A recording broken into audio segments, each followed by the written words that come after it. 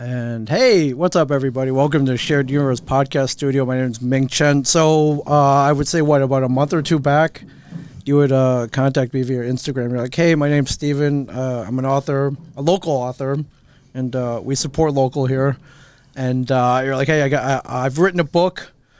Would love to podcast about it, or would love for you to check it out. And I was like, yeah, come down. I don't say no very often.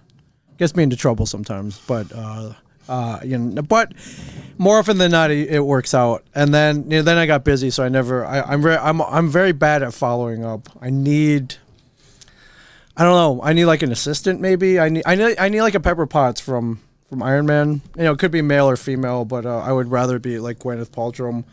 And then things just have been really crazy. But I think, was it last week? I was at our local grocery store, and you came up to me and was like, hey, I'm that guy. I'm that author. I'm the guy that bothered you. Yeah, you were like, so the podcast thing, is that still open? I'm like, dude, I'm so sorry. It's just, it's been so busy. Like, can you come down next week? And I'm glad you stopped me. I know maybe you were hesitant. I was, and I'll tell you, my wife was mortified when I told her the story. I said, I just talked to him in line at the supermarket. She said, why would you do that? Why would you do that? I said, I had to. I had to take that shot. I tell everybody, take that shot. If you see De Niro at like the grocery store, go talk to him. Yeah, especially right now in 2021, when he's supposed to be at home the whole time. Listen, we've been all, he's used to going to premieres, press junkets, all this stuff. He's used to the attention, and then no attention. It's like he's ready to talk to anybody. But I always tell people don't hesitate. That's especially if they're well known. They live for that stuff, man. You'll get some of the jerks who'll be like no pictures or whatever. Like, screw them. Oh yeah, I didn't want to do that either. Screw them. No, you have the frozen food section. You have a book called The Circle. I think your tagline is always "The Circle is real." Right. Yeah. And but yeah, I know nothing about this book. I just literally looked up the Amazon description, which I threw up in the Facebook description. Which imagine you had all the money you ever wanted at the push of a button. You have me right there. It usually gets a lot of people. If you could have anything you wanted at any time, who would say no to that? But the caveat is, in my book, you can only have that if you're willing to pay the ultimate sacrifice, which is you have to hunt someone down and kill them. And that's the trade-off? Well, someone's also hunting you as well. And you don't know who they are, but you also do know who they are, because they're all a group of friendly faces that have decided that this is what they want to do with their lives. It's an organization comprised of all the most wealthy and powerful people in the world. Okay. And they've gotten everything they've wanted for their whole lives, and nothing challenges them anymore. So back in the day, they created this organization to give them a purpose in life. And as time goes on... And the purpose is to kill other people. Yeah, if there's a reason to stay alive, if it's to survive, to stay alive, that's more than enough for some people. That's awesome. I mean, that's got movie written all over it. I would love that. Yeah. When did you start writing this? It's a funny story. The whole concept... Is this a quarantine book? Or? No. Okay. This book, I published this one self-published in 2019. I do have a quarantine book coming out. Okay. The next book in this saga here. But this has been a story that stuck with me for almost 20 years. So it started out in college. Have you ever played the game Assassins? Oh, sure, yeah. Yeah, so yeah. First day, yeah, you get the whole campus involved. Yeah. You get a water gun and a name. Right. So the idea was you hunt down the person with the name, the name on your paper, and if you scored them with your water gun, you get their paper until there's no last man standing. So I was terrible at this game, and I was immediately eliminated because freshman orientation, all the upperclassmen win that game anyway. Yeah, so. You got your water gun, and you're like, and can't pull the trigger. You got to pull the trigger. The guy after me just came to my room and shot me. Yeah. Not open my door with a. You can't hesitate. You just got to pull the trigger. Yeah. So that kind of formulated this idea of what if this was real and what if this was consensual the same way. Right. It kind of just formulated from there. I went to Fairleigh Dickinson up in Madison. Okay. Yep. Local college. Yeah. And I was taking a screenwriting course, so I kind of started this as a screenplay, and then I'm not a very good screenwriter at all. So at a certain point, I said, I felt like I was cutting too much of the story to fit it into the traditional screenplay format. Sure, 120 pages. 120 pages. Or I mean, nowadays it seems like you can go a little longer even, and no one says anything. Yeah, action movies, if you go too long, I mean, the Marvel movies can do whatever they want. Right. So they're the exception. Right. So I said, it was on my honeymoon. My wife said, why don't you just make that into a book? And I said, okay. So 2007, for about 2 months, right. I just changed everything from screenplay mode to book to mode. the novel. Yeah. Okay. And then I just put it away. I didn't feel like it was ready. It was 2008, 2009. So you just shelved it? I shelved it. Yeah. Was it complete? It was complete in my mind. Okay. I had sent it away to an editor, and she sent it back. And Okay. she said, this is how we fix it. I did all my edits and all that, and then when it came time for were you happy with it at that point? I was. Okay. Yeah, I was like, you know what? I don't think I'm ever going to do anything like this again. It's one of those bucket list kind of items, but Right. it's a story that never went away. So I needed to do something with it. So I sent out these letters, these query letters to publishing houses Sure. and agents, and no, 50, 60, 70, 100 no's. And I said, okay, maybe it's not the right time. Put it on a shelf for 10 years. And then it was 2019 where I took it down off the shelf, and I said, I told my wife back in the day, I said, I'm going to finish this, and it'll be published before I'm 40. And I turned 40 in August of 2019, and I published it a week before my 40th birthday. Congratulations. So I got to say I kept my bargain there. What made you pull it off the shelf in 2019? Was there a catalyst? It was I teach in Little Silver, and it was a conversation I had with a student who just kind of reminded me that I had done something that I never finished, because I was trying to, be a teacher to the student and say, no, you don't want to quit on something. And Sure. here I am thinking to myself, wait a minute, I quit on this. Yeah. I got to go back and do what I said. I was Right. gonna do. You can't set a bad example for the Right. students, right? Right. So it was just one random conversation It was. where the student's like, wait a minute, I have unfinished business here. Big time. And then it was just a mad dash from that point to get it published before I turned 40. Yeah. So when you read it back 10 years later, were you still happy with it? No. Because a lot of time has passed. No. I assume you grew as a person, as a writer. Times have changed. I'm assuming, does it take place in the present tense? It's a present day. Okay, so book. 10 years is a long time. Yeah, Things- there were a lot of updates I had to make to the technology. Right, you'd be that I like, wrote about. whatever. One of your characters pulled like a pager, maybe back into 2007. The iPhone had launched by then, so there were smartphones. Yeah, but the smartphone definitely had a bigger role in it now, because everybody has one now as opposed to before. But I took it down off the shelf, I reread it, and I got my editor back on the phone. Sure. I said, hey, remember me from 10 years ago? And we worked through. You're still here? You still haven't published that thing? No, I haven't. And then we worked out the kinks and put it together and sent it out there. And you were finally happy with it, and you were able to meet that deadline before age 40. Yeah, happy with it, and honestly tired of it all at the same time. Right. Because at a certain point, you've read it so many times that I don't even need to turn to a page number. I know exactly what's being said. Yeah. So it was there's nothing more I can do with it. It's time to send it out to be published. Right. And so this time, did you self-publish it? I did. I went through the Amazon Kindle direct publishing. Right. And I did it all myself. So, but we got cover design and all that. It had to get formatted for Kindle, and I just recently got an audiobook made for it. Oh, so cool. It's out there, man. It's out there and ready to go. Yeah, I saw the Kindle version on Amazon right now. I imagine in 2019, publishing a book is much easier than it was in 2007. Yeah, the self-publishing idea has been around that long, but Right. there was a negative stigma to it. And now it seems like it's such a commonplace thing to do that if you're going to self-publish, there's nobody really looking down on you anymore. Like, you get the idea of, oh, you self-published, that means people don't like your book. Right. That's not the case. It's just I decided to go this route because I felt it was the best route for me to get the book out there. To Right. people. It's the easiest way to. Obviously you would want, I don't know, like Penguin. Oh, sure, yeah. Simon and Schuster, whatever. give me a call right now. Yeah, and be like, hey, this is good. Here's an advance or whatever, or however they do it. Here's a bunch of money, and then they use their machine to promote it and all that. But I don't even know how common that is right now. It seems like everybody with the tools available can just self-publish. That's and- right. Yeah, anybody can self-publish, but it's the people that are willing to put in the time, the effort. Sure. Because it's not just the publishing. Because you think the publishing, and I did too. I thought Right. the publishing was the hard part. Right. The publishing is the easy part. What's the hard part? The book's out there now, and it's promoting and marketing. Right. That It's I another don't know. job, right? I don't know anything about that stuff, and it's Hence just me. why we're here. And that's why I went That's up to why the we're here. supermarket. which totally makes sense. So, but it's another job. You gotta using the tools at your disposal, whether it be social media, jumping on podcasts, shooting videos, whatever, and then you can either spend nothing, or I guess you could spend ungodly amounts of money to market your own book and hopefully sell copies, maybe get the attention of could be a Netflix or maybe a bigger publishing house is like, hey, we want to put more money behind this. This is good. But it's cool that now you could write something by yourself, on a laptop and get it out there and have that, at least have that chance. Right, to make it even bigger. Everybody that's had that dream that can I do it, the answer isn't can you, the question isn't can you anymore, it's will you. Yes. Are you going to sit down and do it? Because that's the only thing that's stopping you from doing it is yourself. And you say you're a teacher. Are you a writer by trade? No. Did you go to school for writing? I did not. Okay. No, I'm a math teacher. So I'm a 7th grade math teacher, which is not the ideal teacher that you'd expect to be writing a book.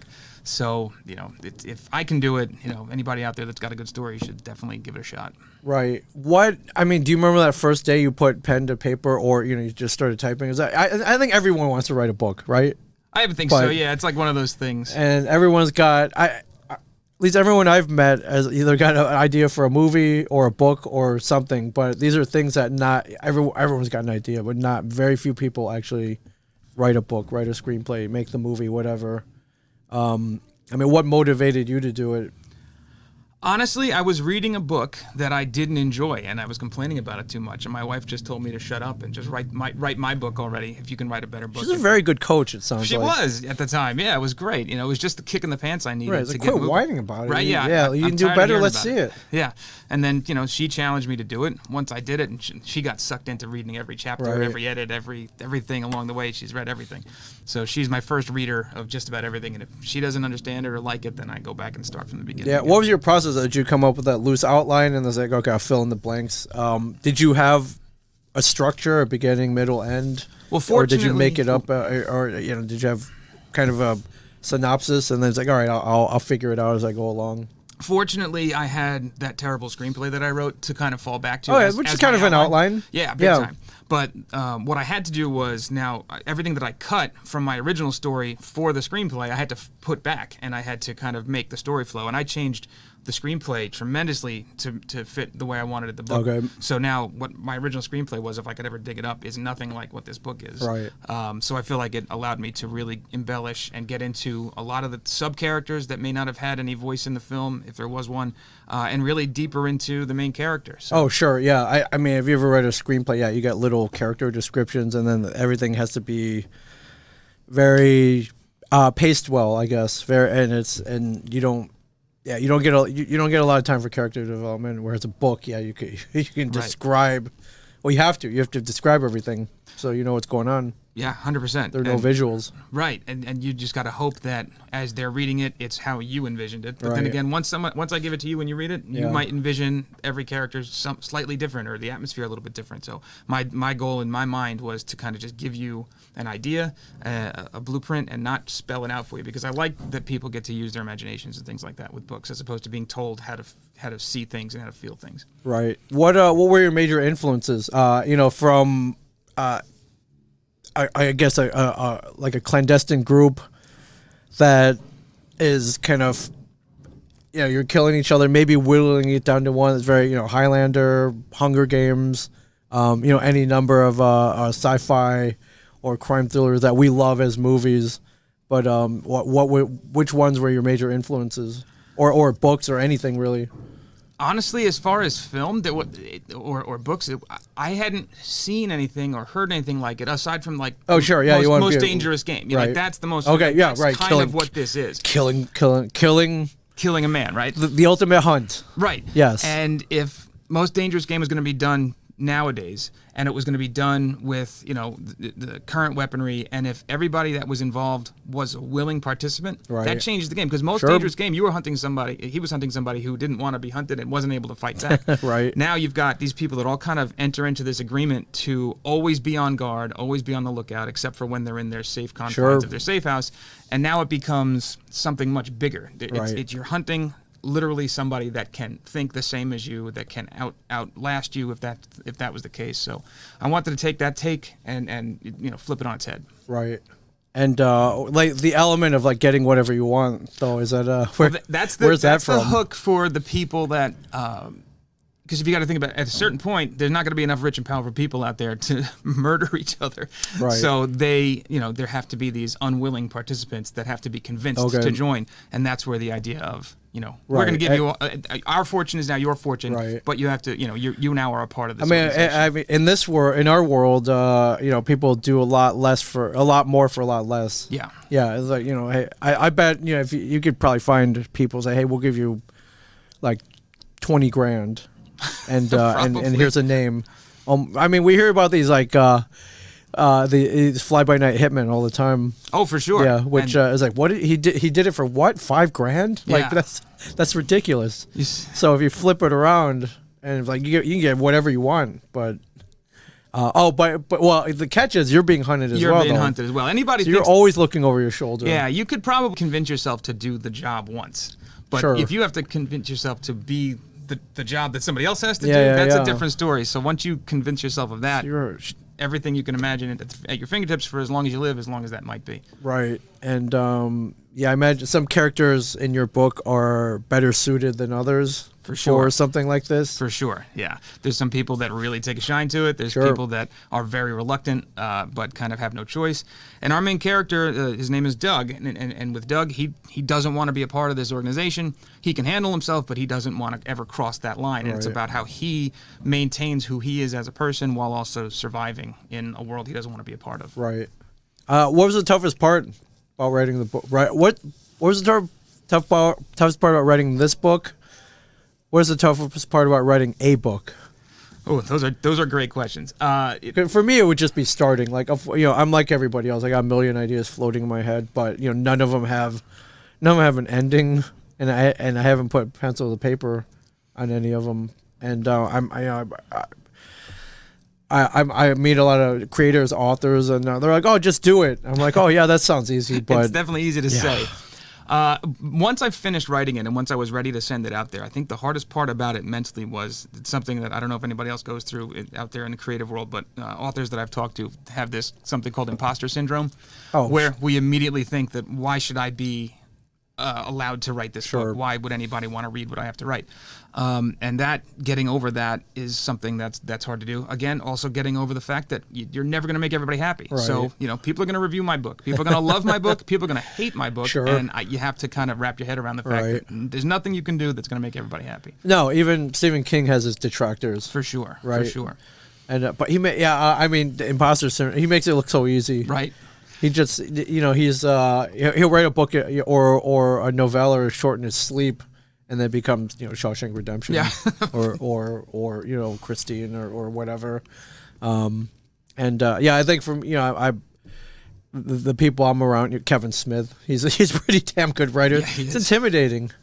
It's intimidating. For sure. And I always loved what he did with dialogue. I went to college, and one of my good friends put me onto the Kevin Smith, the View Askew universe and all that. And just what he does with dialogue and the way he and Clerks was just, it changed everything when we were doing that. And it was almost like it was just so effortless for him that when I was trying to be a filmmaker back then, I'm like, I can't be him. What am I doing? I can't do this. And because he makes it look so easy.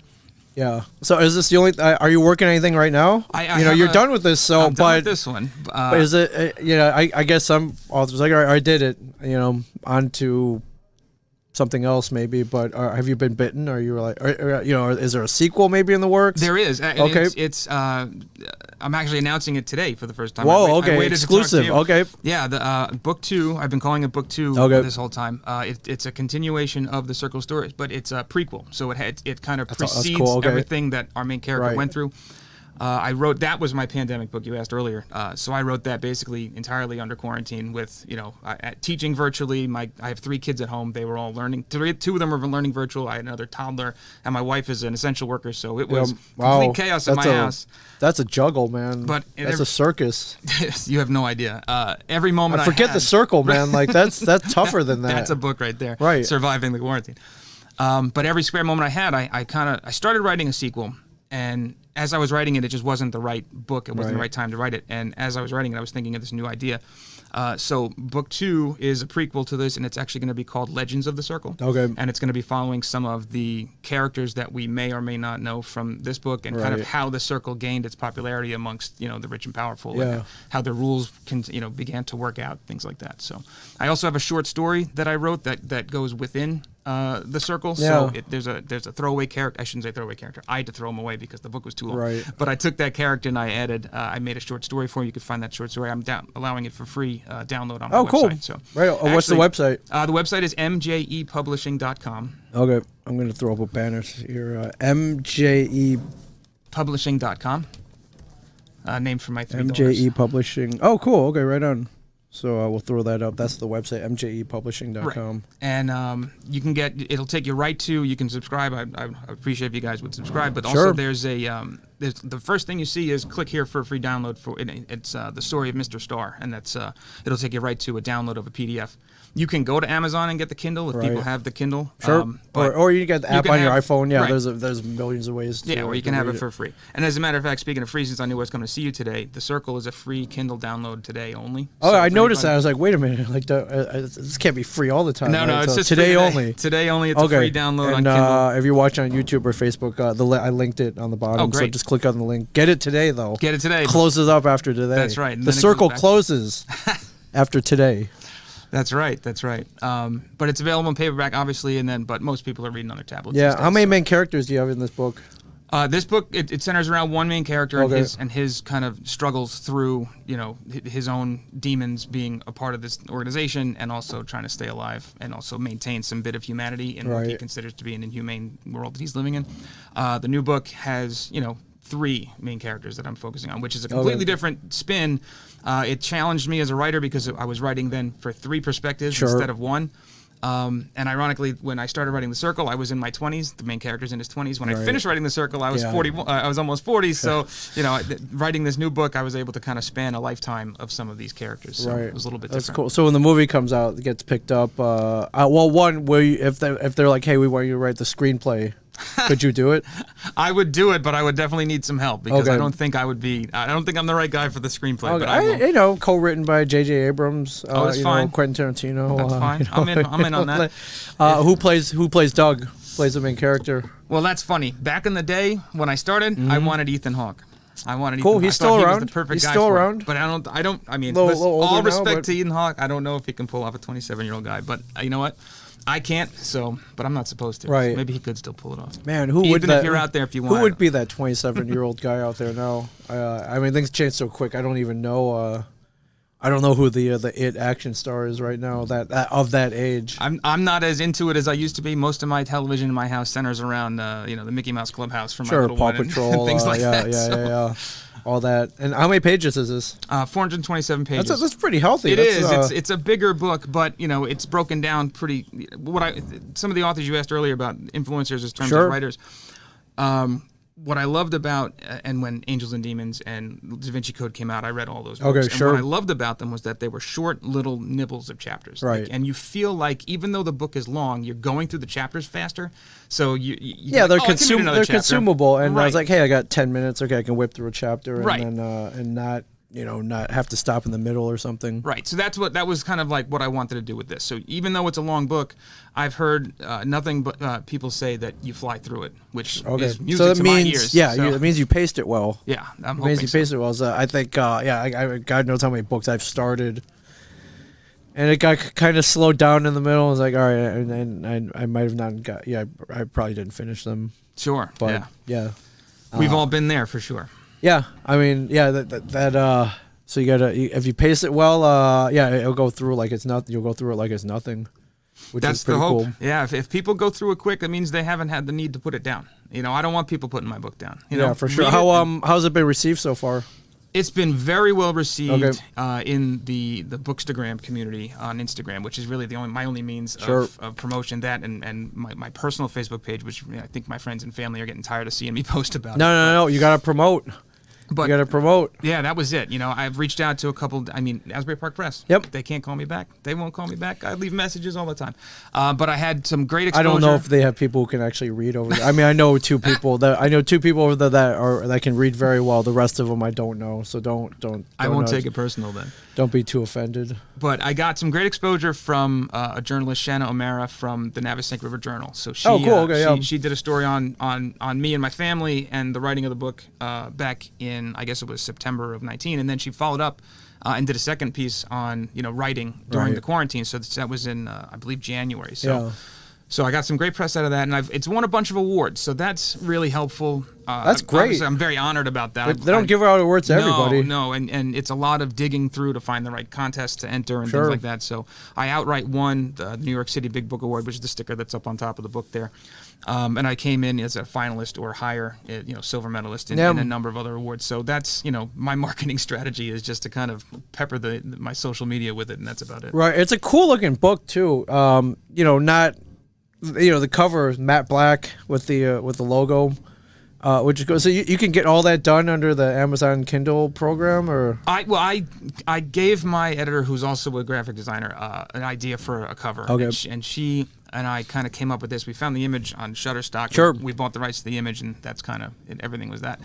But I wanted simple. I didn't want it to be overly done. I've seen a lot of these books with like a faded character and like an assassin and with crosshairs, and I said, you know what? It's the circle. Here's a flaming blue circle. Right. Let it be mysterious enough that people pick it up and turn it over. Yeah, no, I like it. I think it says just enough. Plus, the matte black looks cool on a shelf, for sure. Thank you.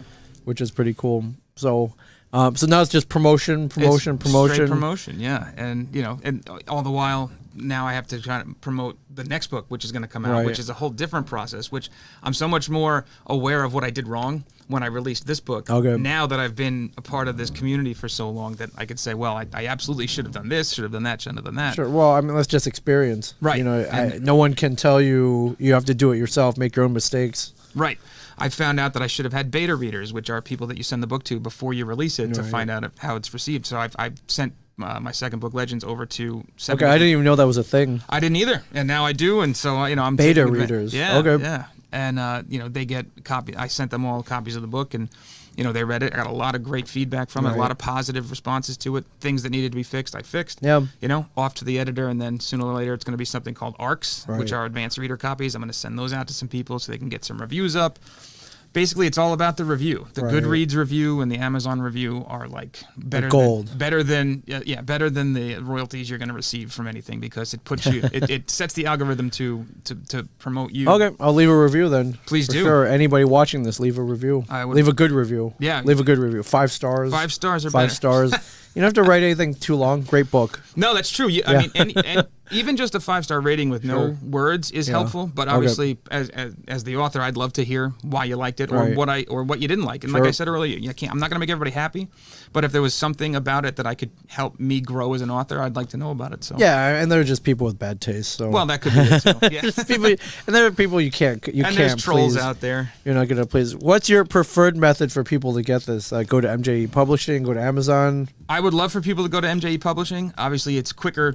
With Amazon, most people have Amazon Prime by this point. They'll get the book a lot faster. But if you go to my website, I'm going to be updating with a store link to it, so if they want an autographed copy, I can send them directly. But one or the other would be fine, to be honest with you. And Goodreads, if anybody out there is a member of Goodreads, if you want to mark Legends of the Circle as to be read, or mark the circle as want to read, things like that, that helps get the word out. Yeah, that's cool. And if you go to the comic book shop, tell Mike you were in here, you podcasted. There's a little section. I'm sure they could find some room for you over there as well. That'd be great. And then you can brag that they as sold at Jay and Silent Bob's Secret Stash. I actually did that once before. I showed up with 5 books, and he said sure. Oh, you did? Okay, he put good. them out, and then you moved, and they all I know they didn't get bought, so I think they just got lost.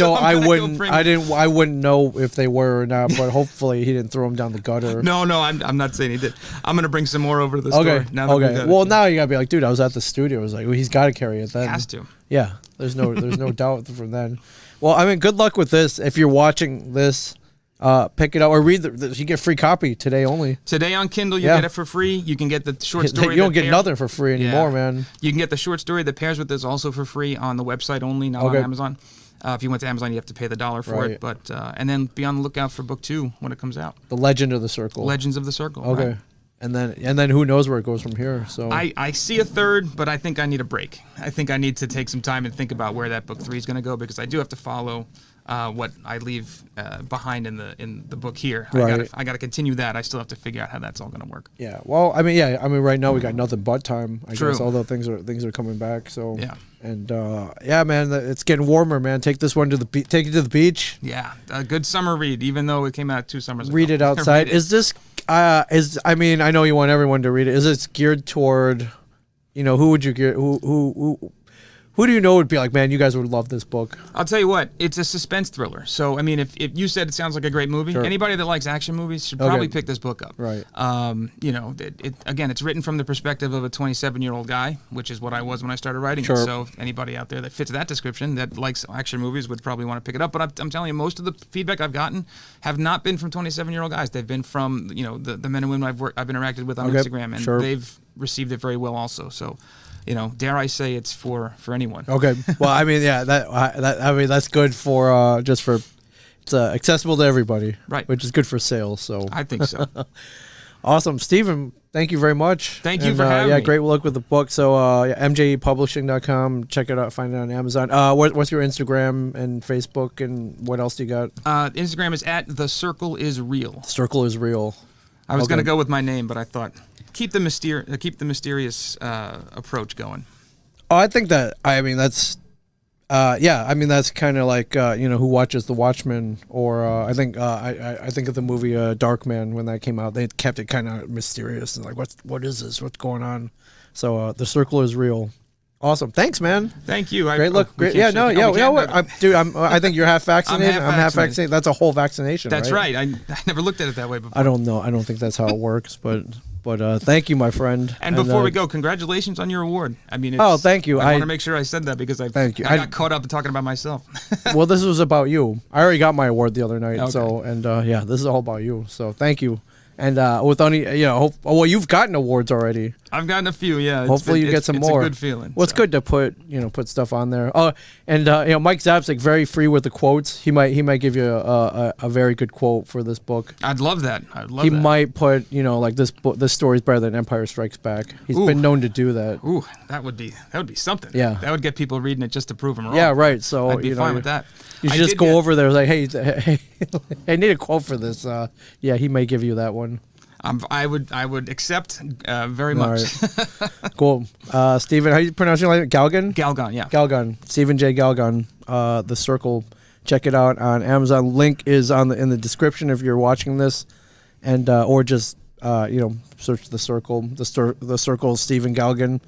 It'll come up, and yeah, pick up your Kindle electronic copy for free today. Awesome. Thanks, man. Thank you so much for having me. I appreciate it. Yeah. Great.